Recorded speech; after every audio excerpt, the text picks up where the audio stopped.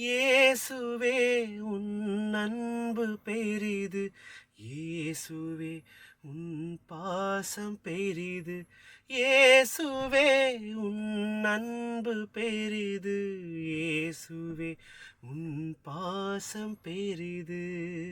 எல்லாருக்கும் வணக்கம். நான் சூப்பர் சிங்கர் எர்வின் விக்டோரியா பேசுகிறேன்.